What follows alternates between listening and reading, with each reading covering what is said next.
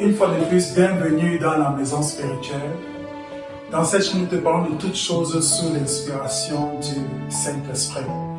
Et la semaine passée, nous avons donné un enseignement sur les 3 changements radicaux que tu peux entreprendre afin de changer ta vie complètement avant même la fin d'année 2024. Nous avons énoncé le premier changement qui était le fait de changer son Dieu avec un petit D pour le véritable Dieu qui est le Seigneur et le Sauveur Jésus-Christ, l'unique Dieu.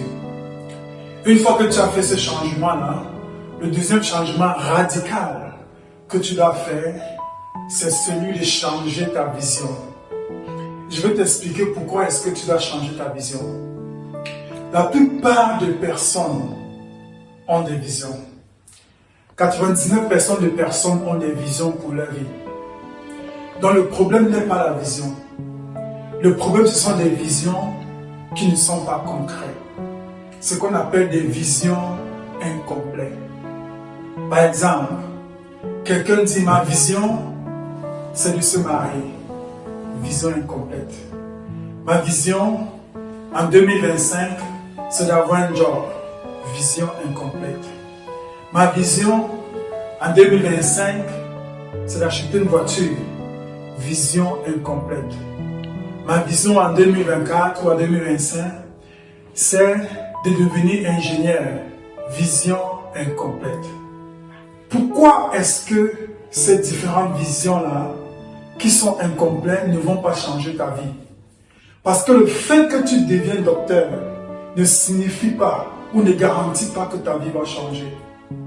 Le fait que tu aies un job ne signifie pas, ne garantit pas que ta vie va changer.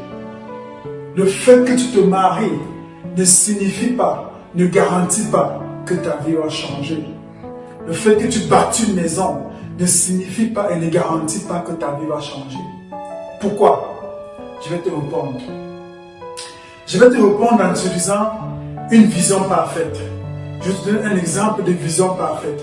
Et après, tu sauras pourquoi est-ce que ta vision incomplète ne pourra pas changer ta vie. Je vais lire dans un passage des Écritures, dans Luc chapitre 2, à partir du verset 18. Le Seigneur Jésus-Christ dit ceci en donnant sa vision. L'Esprit du Seigneur est sur moi, parce qu'il m'a oint pour annoncer une bonne nouvelle aux pauvres. Il m'a envoyé pour guérir ceux qui ont le cœur brisé, pour proclamer aux captifs la délivrance et aux aveugles le recouvrement de la vie, pour envoyer libres les opprimés, pour publier une année de grâce du Seigneur. Est-ce que vous voyez la différence entre une vision incomplète et une vision complète? La vision complète donne le fruit d'une vision. Ou bien c'est-à-dire la vision complète répond à un problème. La vision complète solutionne un problème. Par exemple, quand tu dis « je veux devenir docteur », ça c'est général. Le Seigneur Jésus-Christ aurait dit « l'Esprit du Seigneur est sur moi, car il m'a oint un point ». Ça, ce serait une vision incomplète. Ou un pourquoi. Tu veux devenir docteur, pourquoi? Tu veux te marier, pourquoi? Tu veux avoir un job, pourquoi? Tu veux devenir ingénieur, pourquoi? Tu veux voyager, pourquoi? Jusqu'à ce que tu complètes cette phrase, ta vision n'est pas complète et cette vision ne changera pas ta vie. Exemple d'une vision complète. J'aimerais voyager afin d'obtenir mon diplôme d'ingénieur, afin de me professionnaliser dans mon domaine, afin d'améliorer la structure ou bien la construction dans mon pays, etc. Bref, ta vision est complète quand elle devient la solution aux problèmes des hommes. J'aimerais me marier afin de faire des enfants qui seront responsables dans la société, qui changeront les générations, qui impacteront les générations.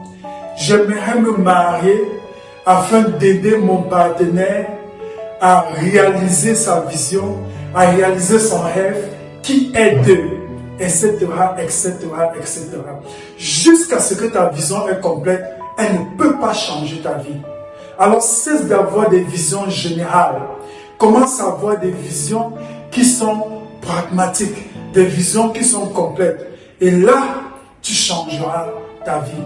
Parce qu'une fois que tu as l'image complète, une fois que tu as la vision complète, ce qui reste, c'est la provision. Et l'encouragement est là. Et une fois que ta vision est réalisée, là, tu verras un changement pratique et pragmatique dans ta vie. Que Dieu te bénisse abondamment.